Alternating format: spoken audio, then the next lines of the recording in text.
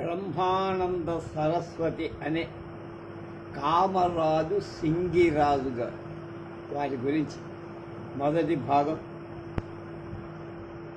11/8/20 సంపాదకి ఈ శ్రీ సింగిరిరాజు సింగరి దాసు ఎవరు? మాతృదేవో భవ, పితృదేవో భవ, ఆచార్య దేవో భవ. తైత్రీయ ఉపనిషత్తు. బాపట్ల గ్రామంలో నా సోదరుడు చెన్నకేశవుల గారి గృహంలో వీధి వైపు అరుగు మీద ఒక కుర్చీలో పచ్చని ఛాయగల వృద్ధ స్వాముల వారు శుభ్ర కాషాయ వస్త్రాలు ధరించి కొత్తగా ముండనం చేయబడిన శిరస్సుతో ఆసీనులై ఉన్న కేవలం మౌనం వహించి నిమీలిత నేత్రాలను తమ పాదాలను తాకుతూ నమస్కరించే వారిని చూడటానికి మధ్య మధ్య కనులు తెరుస్తుండే. వారి చుట్టూ వేయబడిన చాపల మీద వారి దర్శనార్థం వచ్చిన పురుషులు స్త్రీలు చాలామంది కూర్చున్నారు.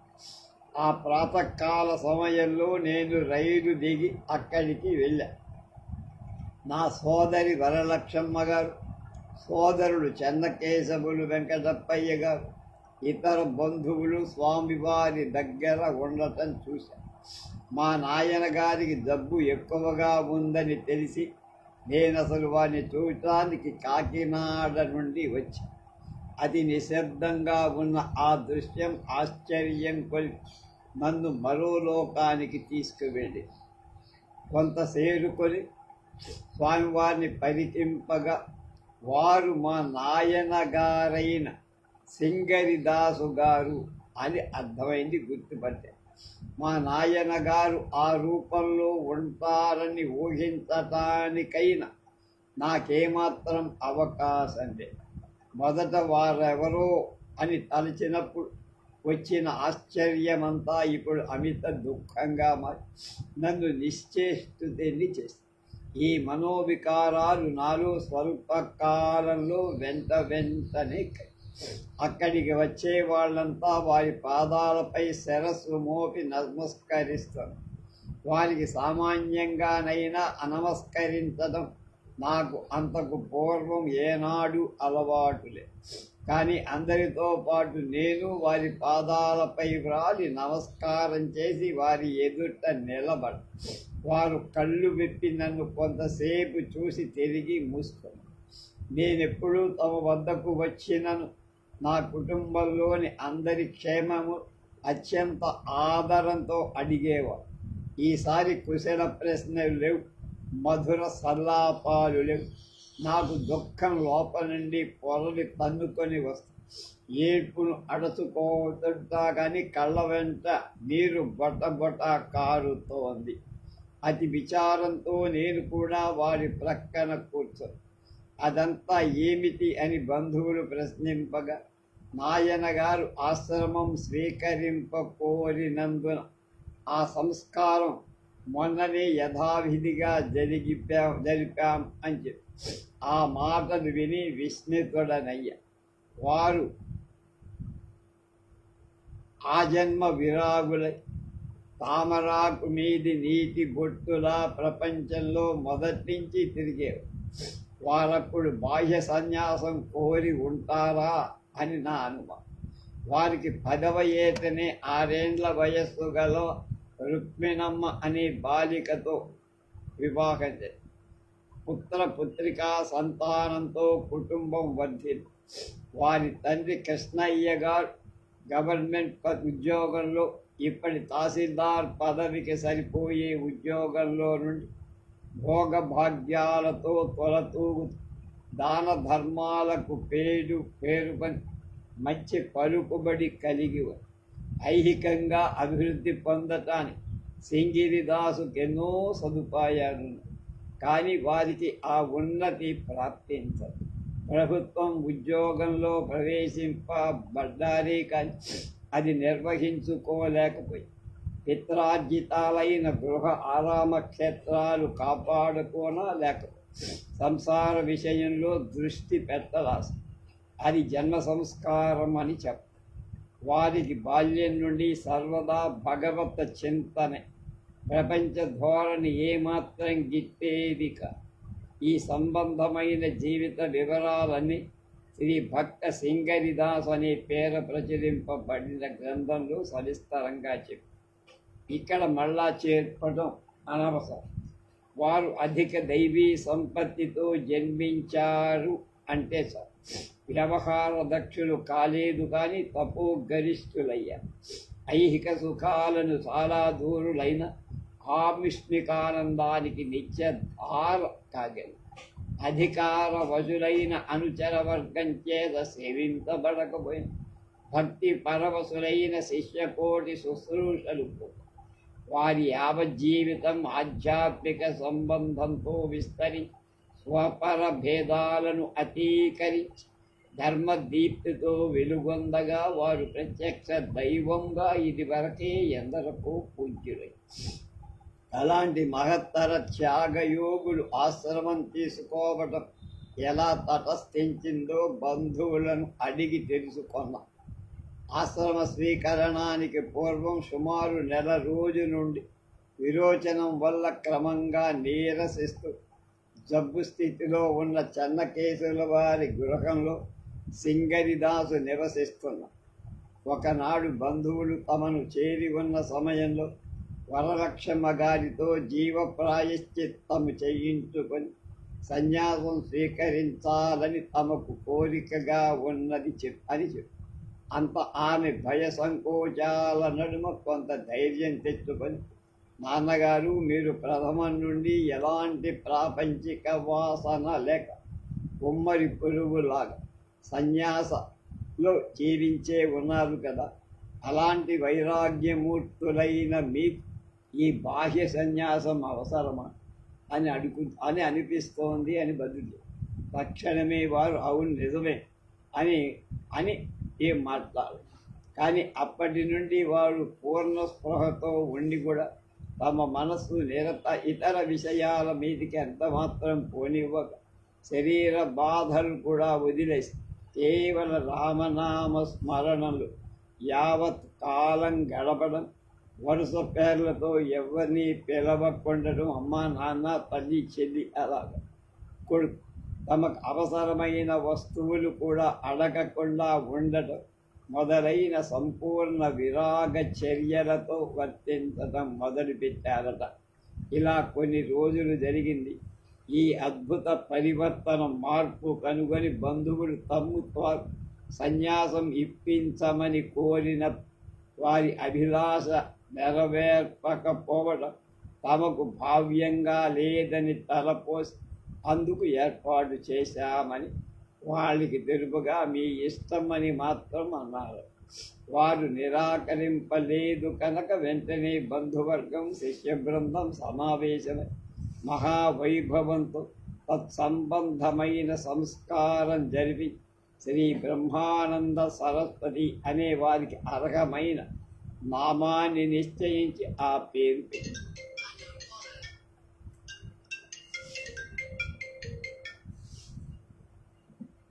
ఈ సంగతులన్నీ పరిశీలిస్తే ఆత్మ సన్యాసానికి వారు ప్రాముఖ్యం ఇచ్చారని, సకల సంబంధ బాంధవ్యాలు తెంచి ప్రపంచం నుండి జీవులను తీసుకుపోయే మృత్యువు సమీపించిన కొలది వాటినన్నిటినీ ఐచ్ఛికంగా జార విడుస్తూ తమ చిత్తవృత్తి తోడి వాళ్లకు అట్లా వ్యక్తపరచారని ముఖ్యంగా అనిపిస్తారు. వారి వినిర్మల విశాల హృదయంలో స్థానం పొంది వారి ప్రేమాదరణలకు పాత్రులం అవటం మహాభాగ్యంగా తలస్తున్న నేను దాన్ని కోల్పోయే సమయంలో నా హృదయ ఆందోళనం ఎలా ఉంటుందో మీరే ఊహించు. వారు పరమపదించిన వెంటనే నాలో కలిగిన సంక్షోభానికి మేరలేదు. అంతవరకు దిగమింగుకున్న దుఃఖం పట్టరానిదై ఆ రాత్రంతా పెద్ద ఏడ్పుతో వీధిలో పడి దుర్లే. బంధువులు ఓరడించడం ప్రారంభించారు. లాభం లేక చివరకు శోష వచ్చి పడిపోయి అదంతా తరచుకుంటే నాకే ఆశ్చర్యమని. బాల్యంలో ఆ తర్వాత కొంతకాలం వరకు వారి ఆత్మౌన్నత్యాన్ని నేను గుర్తింపని వాడనే అయిన తర్వాత అది గ్రహించే సందర్భాలు ఏర్పడి వారు నాకు జన్మపితయే కాక ధర్మపిత కూడా అయి ఉన్నారని గమనించా. భౌతిక జీవనానికి కారకులై ప్రాపంచిక ఐశ్వర్య అభివృద్ధులను సమకూరుస్తూ అవ్యాజ ప్రేమతో పాటు పడే జననీ జనకులు తమ పుత్రికా పుత్రులకు దైవ స్వరూపాలుగా సంసేవితులవుతారంటే సేవింపబడు. ఆధ్యాత్మిక జీవితం పురికొల్పి పెంపొందించు గురువు అధికతర విభూతితో తమ శిష్యులకు ఈశ్వరమూర్తులుగా పూజనీయులవుతున్నారు. గురువులు ధర్మజీవనానికి కారణభూతులు కనుక ధర్మపితలుగా ప్రస్తుతింపబడు. తండ్రియే గాక గురువు కూడా కాగలిగిన సింగరిదాసు గారి మరణం నాకు అత్యంత విషాదకరం కాకుండా ఎలా ఉంటుంది. దాసుగారి జీవిత ప్రబోధమే కాక వారి ఉపదేశ శిక్షణాదులు కూడా ఆత్మోన్నతి పొందిన భక్త శిఖాములైన శిష్య గణాన్ని నేను చెందిన వాడిని కాదు.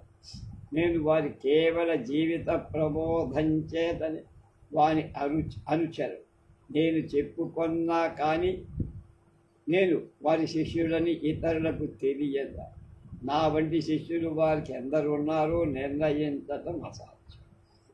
వారు నా హృదయం స్పర్శించి నన్ను ఎట్లా తమ వశీభూతిని చేసుకోన్నారు తెలపటానికి ఒక్క సంఘటన మాత్రం ఇక్కడ చెబుతా. సంస్కరణ కార్యాలచే సంఘ బహిష్కృతుడై ఒకప్పుడు ఏకాకిగా నేనొక గృహంలో కొన్ని రోజుల నుండి తీవ్ర జ్వరపీడితనైతూ అసహాయ స్థితిలో ఉండగా మూసి ఉన్న గుమ్మం వద్ద హనుమంతం హనుమంతం అనే పిలుపు విన్న. వారెవరై ఉంటారా అని తలస్తూ బయటికి వచ్చి ప్రేమ వికసిత నిక్షణాలతో ప్రేమరసం ఉలికే మృదూక్తలతో అక్కడ అరుగు మీద కూర్చున్న ప్రేమమూర్తులు మా నాయన గారే అని తెలుసుకొని ఆనంద పరవశుడనయ్యి వారి మధుర వచనాలతో కూడిన పరామర్శే అమృతప్రాయమై నాకు ఎంతో ఆరోగ్య బలాలు ఆనాడు ఇచ్చారు. వారు నిశ్చయంగా నా పాలిటి ప్రత్యక్ష దైవమే అని నా ఆత్మకు ద్యోతకమై అలాంటి ఆత్మానుభూతులే వారు నాకు ధర్మపితయని గురుదేవుడని నేను పరిగణించటానికి కారణం. ఇలాగే వారి బంధువులు ఇతరులు వారితో ఆత్మీయ సంబంధాలను పొంది తమ తమ సంస్కారాలకు తగినట్లు ఆత్మాభివృద్ధి పొందారు. వారితో పరిచయం సర్వసాధారణంగా అందరికీ ఎలా లభిస్తుందో చెప్తా. వారు స్వరచిత కీర్తన వ్రాత ప్రతులు కట్టుకునే కొద్ది వస్త్రాలు చిన్న మూటలుగా గట్టి భుజం మీద పెట్టి తలపాగా ధరించి చెప్పులు తొడి కర్ర చేతలో పట్టి తరచుగా తంబురను కూడా మూసుకొని పోవుతూ ఒక ఊరు నుంచి ఇంకొక గ్రామాన్ని అనికేతనుడైపోతానంటే ఇల్లు లేని వారై తిరుగుతూ ఆనందాన్ని అనుసరించి కొంతకాలం అక్కడక్కడ విడిగా తమ సంకీర్తనలచే తాను తన్మయులవుతూ ఇతరులను తన్మయులను చేసేటువంటి ఆ దృశ్యం అందరినీ ఆకర్షించి వారి సమీపానికి తెచ్చి క్రమ పరివర్తనానికి లోను చేసి వారు స్వర్గస్థులైన తర్వాత సుమారు 25 ఏళ్లకు వారి చరిత్ర ప్రచురించాలని నాకు బుద్ధి పుట్టి నా ఉద్దేశం తెలిపిన తోడని తామెరిగినట్టి విన్నట్టి అంశాలన్నీ నా సోదరుడు వెంకటప్పయ్య గారు ఒక పుస్తకంలో వ్రాసి ఉంచి వారు మరణశయ్యపై ఉండగా వారిని చూసే నిమిత్తం నేను వచ్చిన మొట్టమొదట ఆ పుస్తకం తెప్పించి నాకించి తర్వాత ఇతర విషయాలు మాట్లాడారు. వారి భక్తి విశేషాలు చూద్దాం. శ్రీ అనుభవానంద స్వామీజీ మా సోదరుడు చెన్నకేశవులు గారి చివరి కుమారుడు. అనుభవానంద స్వామీజీ గురించి మనం ఎన్నో చెప్పుకున్నాం. అలాగే తన జీవిత పరివర్తనానికి ముఖ్య కారకుడు రామకృష్ణ పరమహంసతో సమానంగా తనకు గురుదేవులైన శ్రీ సింగరిదాసు గారి జీవిత చరిత్ర నేను ప్రకటింపతలచారని నా వల్ల తెలుసుకొని వెంటనే ఊరూరా ఎంతో శ్రద్ధతో తిరిగి సమాచారం సాధ్యమైనంత వరకు పోగు చేసి 220 డెమి యాక్టోవో సైజ్ అచ్చు కాగితాలకు సరిపడ వ్రాత ప్రతి సిద్ధం చేసి నా చేతిలో ఈ యువకుని ధర్మనీతిని చూడండి. శ్రీ సింగరిదాసు నెరిగిన వారిలో అప్పటికి సజీవులై ఉన్న బంధువులు, శిష్యులు, అభిమానులు అందరూ కావలసిన ధన సహాయం చేసి కాగితం కరువుగా ఉన్న 1941లో శతవార్షిక జయంతి నాటి శ్రీ భక్త సింగరిదాసు అనే పేరు పెద్ద గ్రంథం ముద్రింపబడటానికి వీరి గౌరవ ప్రపత్తి చూడండి. ఇప్పుడు ఈ కీర్తనల ప్రచురణ విషయంలో తమ భక్తి కానుకలను సమర్పించి ఈ ప్రయత్నం కూడా సఫలీకృతం అవటానికి తోడ్పడిన భక్తవర్యుల కైంకర్య ప్రవృత్తి చూడండి. సింగరిదాసు విరచిత కీర్తనాల వ్రాత ప్రతుల నుండి వారి ప్రధాన భావాలు వ్యక్తీకరిస్తూ కొన్ని ఏరి క్రమంగా కూర్చి వాటిని గురించి మున్నుడితో సకాలంగా అందచేసి ఈ గ్రంథ ముద్రణ కూడా అనుభవానంద స్వామీజీ సహాయపడటం ఎంతో ప్రశంసనీయం. సింగరిదాస మృత శరీరం స్థాపితమైన చోట వారి ఆశ్రమ నామంతో సాధన సదుపాయాలు కలిపి భక్త పిపాసుల పిపాస తీర్చే బ్రహ్మానందాశ్రమం నెలకొల్పటానికి అనుభవానంద స్వామీజీ ప్రస్తుతం చూపిస్తున్న కార్యదీక్ష సఫలత ఆశింపదగిన చూడదాన్ని. ఈ దృష్టాంతాలని సింగరిదాసు జీవిత ప్రభావం వెల్లడిస్తారు. సామాన్యంగా తల్లిదండ్రులు ఇతరుల జడ ఎలా ప్రవర్తించిన తమ సంతానం వైపు స్వార్థం లేనటువంటి బుద్ధితో సదుద్దేశంతో వారి శ్రేయస్సు కొరకే పాటుపడు భగవానుడు సంతాన రూపంలో అతి దీనంగా సంతోషకరాలైన ముద్దు పలుకలతో వింత కోల్పే చేష్టలతో సమీపించి బాలభానుడు మృదువైన చేతులతో పూమొగ్గల్ల తల్లిదండ్రుల హృదయాలను స్పర్శించి వికసింపచేసి అవ్యాజ ప్రేమ సుగంధం ప్రసరింపచేస్తారు. భగవానుడే వారితో ఐక్యమగుతూ వారి యందు మూర్తి భవిస్తున్న తాము అమృత పుత్రుడమని సంతానానికి మొదట తెలియదు. తల్లిదండ్రుల దేవత్వం చేత పురికొల్పబడి వాళ్ళని సేవించి సంతానము జీవిత రహస్యము తిరిగి ధరించటానికి వీలుగా. కానీ శ్రీ సింగరిదాసు సామాన్య వ్యక్తిక బుద్ధ భగవానుడిలా అసాధారణ పురుషుడు. పుట్టుకతోనే పరమ భక్తుడు. నన్ను ఏకాగ్రతతో సేవించేవారు త్రిగుణాతీతులై బ్రహ్మైక్యం పొందుగాక అని భగవాన్ అర్జునుడికి నిలివి చెప్పినట్టు భక్తి శిఖరం అధిరోహించి యుగ పురుషుల్లా లోక సంగ్రహానికై జీవించి జగద్విఖ్యాతి పొందకపోయిన ఈశ్వర భక్తులల్లా తమ గృహాలలో పరిసరాలలో దైవ స్వరూపులుగా వెలుగుతూనే ఉన్నారు. శృణ్వంతు విశ్వే అమృతస్య పుత్రాః, అమృతుని పుత్రులైన సర్వలోక నివాసులారా వినండి అని శ్వేతాస్వరతర ఉపనిషత్. మాంఛయో వ్యభిచారేణ భక్తి యోగేన సేవతే సగుణాన్ సమతీచ్చైతాన్ బ్రహ్మభూయాయ కల్పతే భగవత్. ఏం యథా మాం ప్రపద్యంతే తాం తథైవ భజామ్య మనువర్తానువర్తంతే మనుష్యాః పార్థ సర్వశ.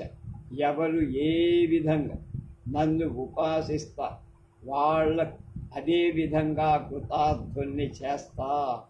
ఓ అర్జున పార్థ మానవులు అన్ని విధాల నా మార్గాన్ని అనుసరిస్తున్నారు. భగవద్గీతలో 4వ అధ్యాయంలో 11.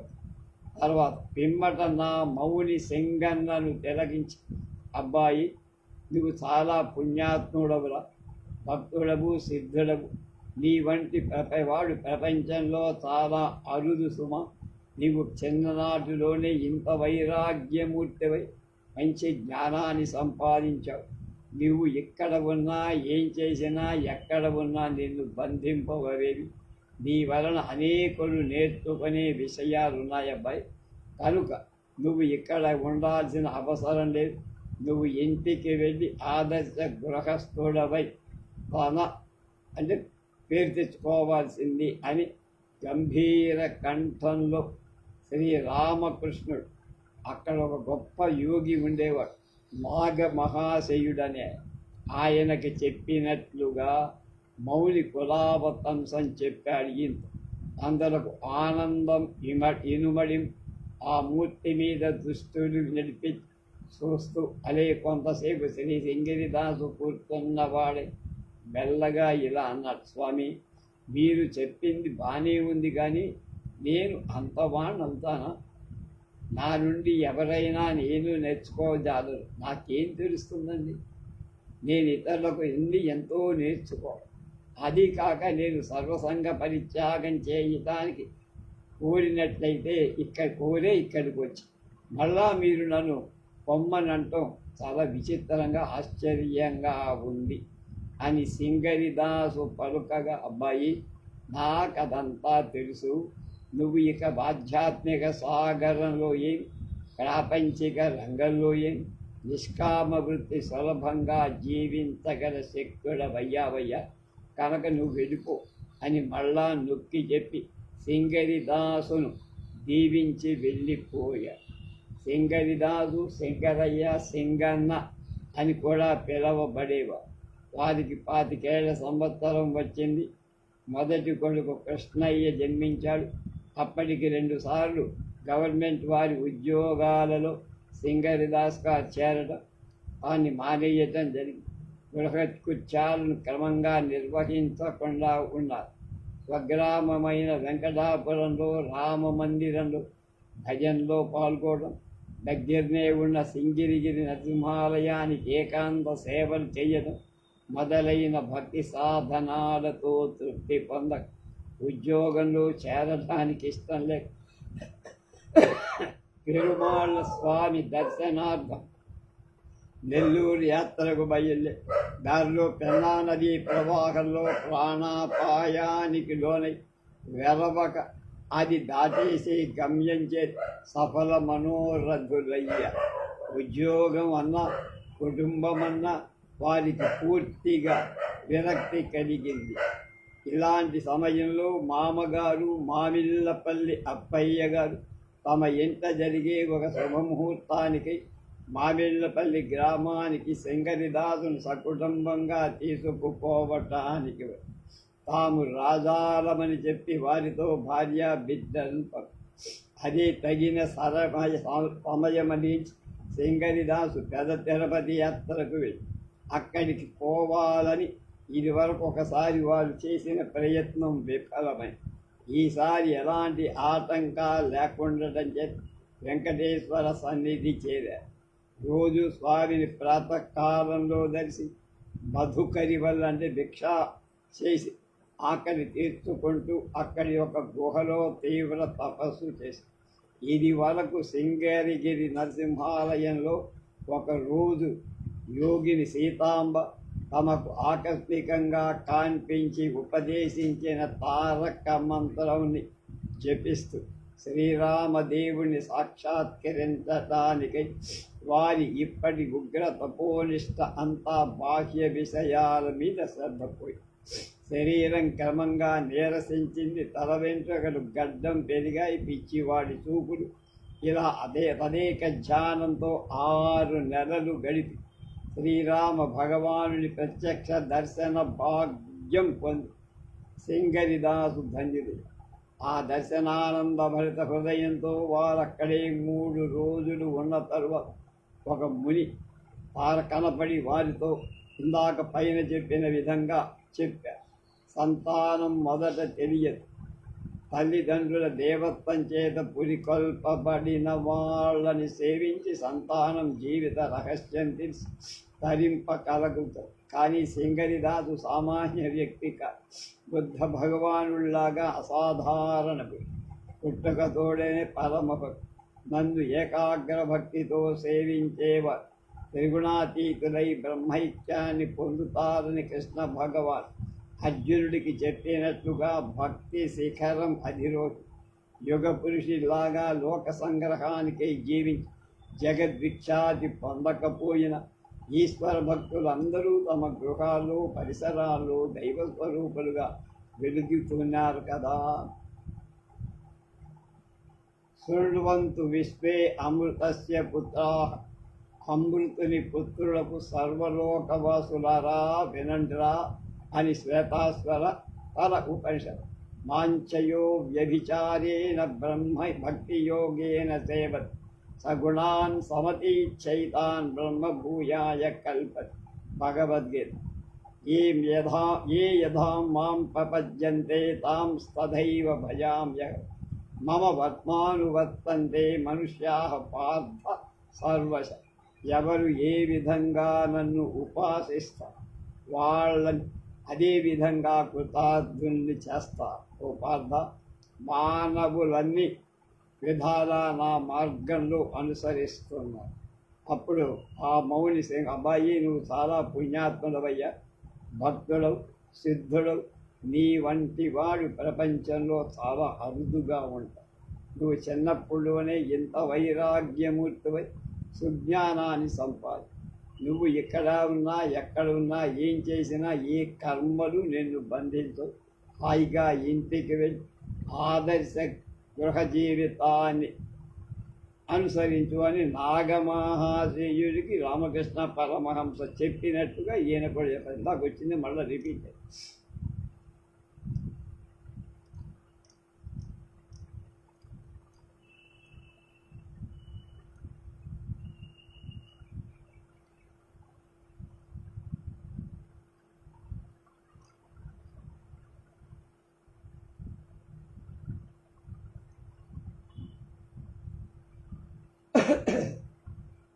అన్నిటినీ ఈశ్వర యొక్క అనుగ్రహం అని ఎంచి వారి వెంట వెంకటాపురం సింగరిదాసు వెళ్ళారు. వారి జీవితంలో ఇది ఒక మహాఘట్టం. తర్వాత వారి జీవిత పథం నిరూపించబడింది. వారి వర్తన దృఢత పొందింది. వారి మాటలు భావగర్భితాలయ్యాయి. వారి హృదయానందం సహజ కవితా రూపాన్ని దాచి పొంగి పొరలి మహాప్రవాహంలాగా. శ్రీ భక్త ప్రహ్లాద భక్తవరేణ్యుని భక్తి తత్పరత సింగరిదాసులో పడుతుంది. ప్రపంచ కార్యాలు చేస్తున్న, శరీర ధర్మాలు నిర్వర్తిస్తున్న శ్రీమన్నారాయణుడు ఎందే మనసు లగ్నం చేసి విషయ ప్రపంచాన్ని మరిపించే భక్తి. పానీయంబులు తాగుతున్ కుడుతున్ భాషించుతున్ హాస గీరా నిద్రాదులు చేయుతు తిరుగుతున్ లక్షించుతున్ సంతత శ్రీ నారాయణ పాద పద్మయుగళీ చింతామృత స్వాదనంత సంధానుండై మరచన్ సురారి సుతుడే తద్విశ్వమున్ భూవరా అని భాగవతంలో చెప్పినట్టు.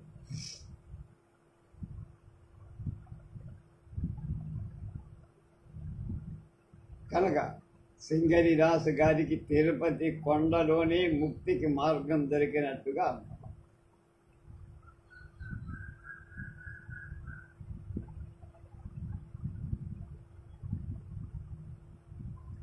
వారు రాసిన పుస్తకానికి ముముక్షు చరిత్రం అనే పేరు పెట్టారు. కశ్చిత్ ధీరః ప్రత్యేగాత్మానం ఈక్షత్ ఆవృత్త చక్షు అమృతత్వమిచ్చ. కొందరు ధీరు అమృతత్వం కోరే వారై బాహ్యం నుండి చక్షువులను మరల్చి ప్రత్యక్ష పరమాత్మను దర్శిస్తారు అని కఠోపనిషత్తులో శ్రీ వల్లి 1వ వల్లిలో చెప్పబడి.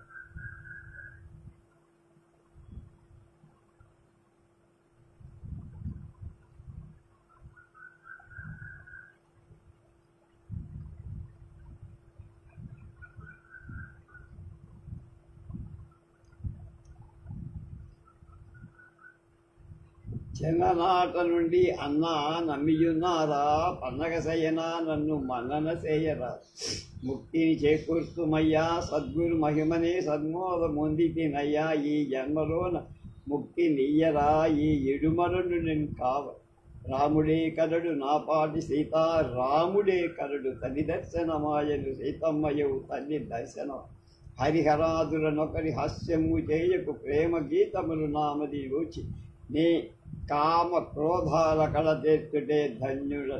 అలా అనేకమైనవి రాశారు.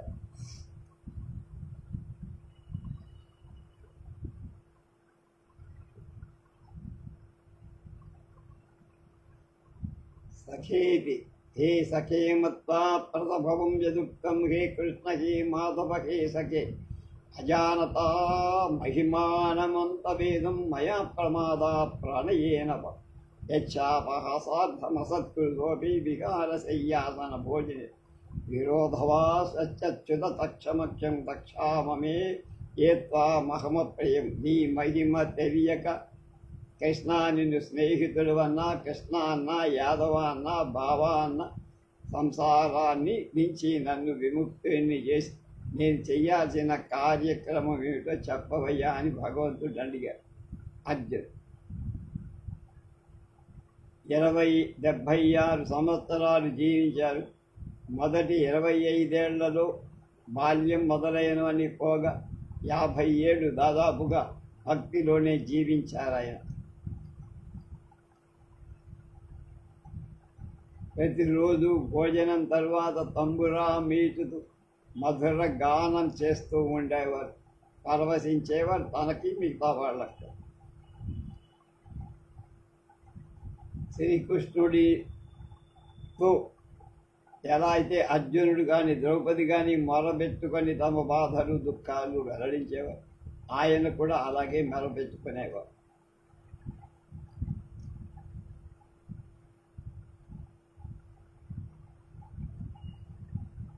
ఆయన ఒక మాట చెప్పారు, నారాయణుడే నరరూపధారుడే అని, కృష్ణు జిష్ణు రూపుడని, తత్వమసి అనే మంత్రతత్వం ఎరుగెనని, బ్రహ్మమే సగుణంరా, బ్రహ్మమే నిర్గుణం కా, స్థూలము నిధిధ్యాస పొందిన సగుణ నిర్గుణాలు తానే అవుతాడా అని గానాలు చేస్తూ ఆయన పరవశిస్తూ ఉండేవారు.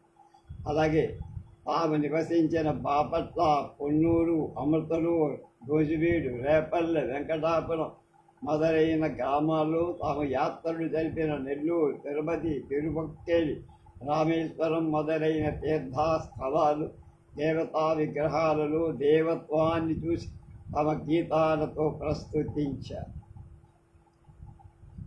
ఇది వారి అబ్బాయి రాసిన ఇంట్రొడక్షన్.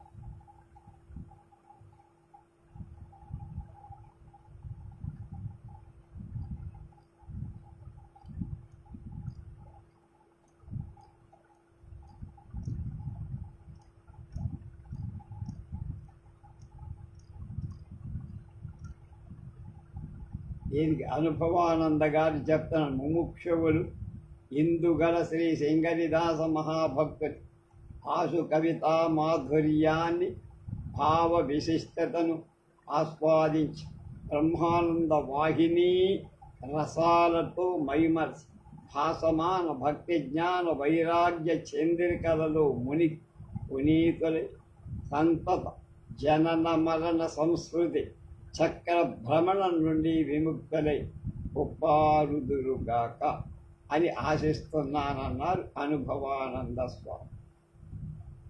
సర్వసిద్ధాంత సార సౌరభం అని అనుభవానంద స్వామి గారి 6-7 పుస్తకాలు మనం లైవ్ చేసాం.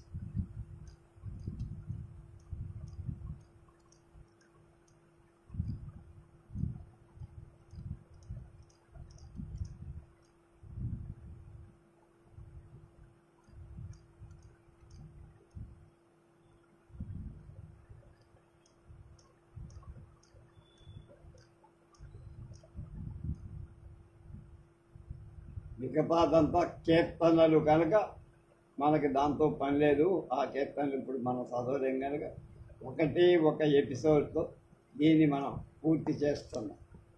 వాళ్ళతో ఆఖరు రేపటి నుంచి మళ్ళీ ఇంకోటి